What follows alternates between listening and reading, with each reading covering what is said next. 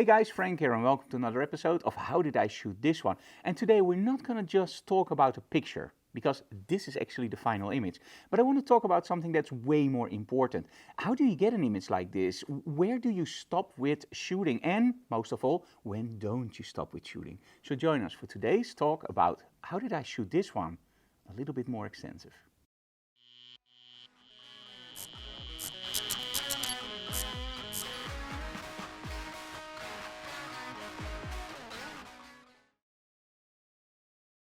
So when we do a photo shoot in our studio, the first thing, of course, that we have to take into account is what kind of model do we have? What kind of styling do we have? For example, a beautiful dress, what kind of backdrop do we use for that? And of course also the mood that we want to portray in the image. But there's something that's way more important, and that's composition. And we all know composition, like leading lines and architecture, converting verticals. Most of those things are incredibly important. But there's one thing in composition that often is a little bit overlooked, and that's the importance of what kind of lens do you use? What kind of angle do you choose? And most of all, also, what kind of angle, low or high? Now, the difference between those settings are incredibly important for your shot. It can literally break or make a shot. So today I just want to walk you through something that we do during the workshops, and that's actually start out with an okay image and then build it from there. So for this image I'm using the Giotto Quickie. That's a small softbox with a grid, so it's really nice to focus the light. And I'm using a palette. And the palette, I hope I pronounced it correctly, is literally there for the shadows. Now, to create the shadows on the material that she's sitting on, you have to make sure that you take a few things into account. If you want sharp shadows, it's important that you place your light source that lights that subject as far away as possible. You use a hard light source. So in most cases, this means that you use an open reflector or even a grid. And the idea is that the thing that should cast the shadow is as close as possible to the subject that it's casting the shadows on. In this case, that's not really a problem because it's literally on the block that the model is sitting on. But I didn't want to stop there. I thought it would be cool to add a little bit of color. You know, color evokes emotion, right? And in this case, we didn't want to go for, well, the usual suspects, red and blue. So we thought, let's go for something a little bit more orangey. In this case, we're using a tangerine gel from our Rogue magnetic system. So I'm using a GT250 in the back with our magnetic system to light the palette and cast a shadow. And for our model, I'm using the Giotto with the Quickie.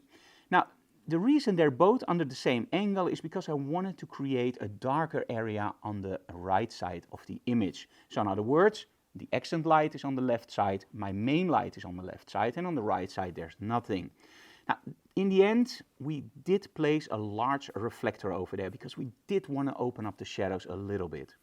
Now, that reflector also, well, obeys the rule of, well, inverse square law. So that means if you want more fill-in light, you place the reflector closer to your model. If you want less fill-in light, you place the reflector further away from your model. But today it was not about the lighting, it's about the angle. So during the workshops, I will normally start with the proper lighting setup and then just shoot it straight on. And as you can see in the first image, that's okay, there's nothing wrong with it, but it's not engaging, it's not pulling you in. Now, by using the wide angles, you distort your image. And distortion of your image can be really, really bad if you don't take any care of where you put that distortion.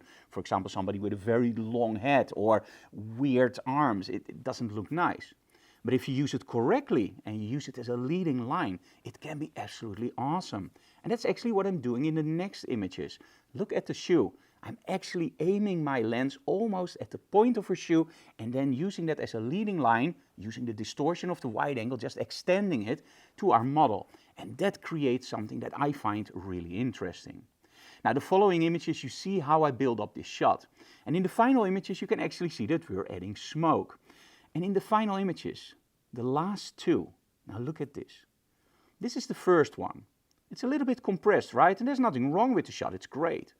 But now look at this one. Now I'm going lower, aiming the camera up, and now look at the impact a shot like this has. Now, of course, with these images, we're also using a little bit of smoke because, well, at that point, we were already shooting for the final image. So when should you stop shooting your images?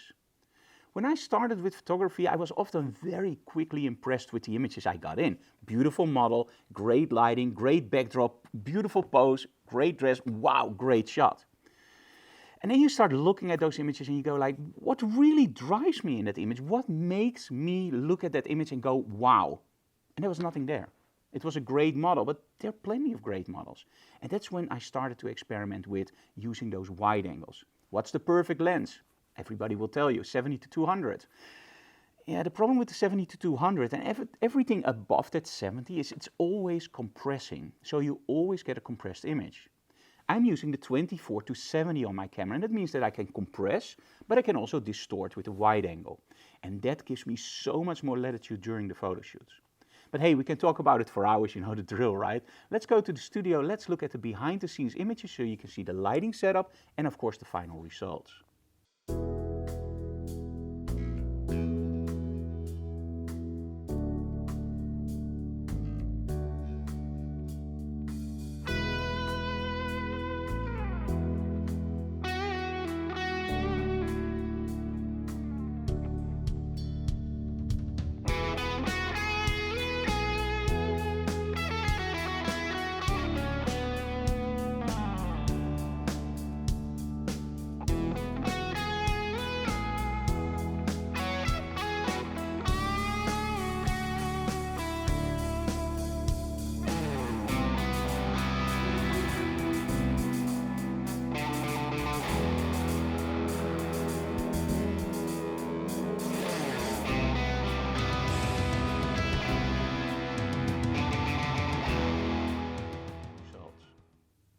As you can see, a pretty simple lighting setup, adding the reflector of course, very important, but most of all think about composition. You can have killer lighting, you can have a killer model, a great smoke and lens flares and everything.